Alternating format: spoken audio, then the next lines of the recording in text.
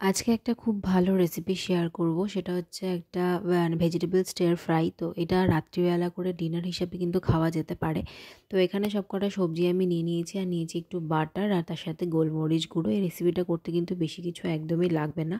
তো প্রথমেই এখানে কড়াইটাকে গরম করে নিয়ে আমি একটু সামান্য তেল দিয়ে নেবো, একদম কম তেল দেবো, কারণ এখানে আমি পরে বাটার ইউজ করব। তো সেজন্য অল্প একটু তেল দিয়ে নিয়েছি। রেসিপিটা আমি আগে ভীষণ খেতাম, যখন আমি ডায়েট করতাম তখন এই রেসিপিটা অনেক খাওয়া হতো, কিন্তু এখন আর সেইভাবে খাওয়া হয় না, কারণ ডায়েট আমি অলমোস্ট বন্ধই করে দিয়েছি পুরো।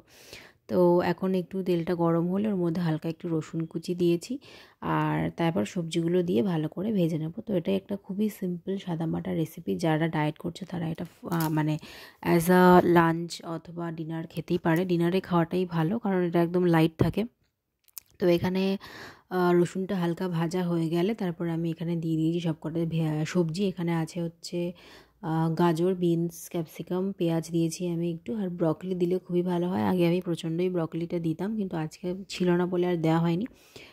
শীতকাল সব সবজি কিন্তু খুব ভালো করেই পাওয়া যায়, ফুলকপিও দেওয়া যেতে পারে। তো যে কোনো রকম শীতের সবজি দিলেই ভালো হয় এটা। তো এটা কিন্তু শুধুই খেতে হয় বেসিক্যালি, কোনো রকম কিছু দিয়ে খেতে লাগে না। এটা আরেক রকমভাবেও করা যায়, সেটা হচ্ছে বয়েল করে। তো বয়েল ভেজিটেবলটাও ভালো লাগে খেতে। আমি একটু আজকে ভাজা করেই খেলাম। তো অনেক দিন খাওয়া হয় না, দেখতে কি সুন্দর লাগছে না? এরকম টাইপের সবজি খেতে, বিশেষ করে এই সবজিগুলোকে এইভাবে খেতে কিন্তু ভীষণ ভালো লাগে। তো এই তো এটা আজকে আমার রাতের ডিনার হবে। তো কালকে আমি বাড়ি চলে যাব। আজকে একটু হালকা খেলাম, কারণ এই কদিন প্রচণ্ডই হেভি খাওয়া দাওয়া হয়ে গেছে, বিয়েবাড়ি, তারপর এখানে আমি বাড়িতে ছিলাম বলে বিরিয়ানি কি খাইনি। তো এখানে দেখো আমি একটু সবজিটা ভাজা ভাজা হয়ে গেলে বাটারটা দিয়ে দিচ্ছি, তার সাথে মা একটু গোলমরিচের গুঁড়ো অ্যাড করে দিলে, বেশি গোলমরিচ দিইনি, নাহলে কিন্তু বাটারের স্মেলটা চলে যাবে।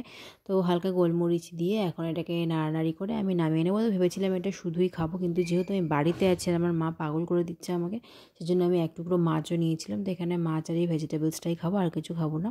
ভিডিওটা কেমন লাগলো জানিও, এটা বাড়িতে অবশ্যই ট্রাই করো। ভালো লাগলে লাইক করে দিও, একটু সাবস্ক্রাইব করে আমার পাশে থেকো। টাটা, আবার আসবো অন্যদিন অন্য কোনো ভিডিওর সাথে। বাই।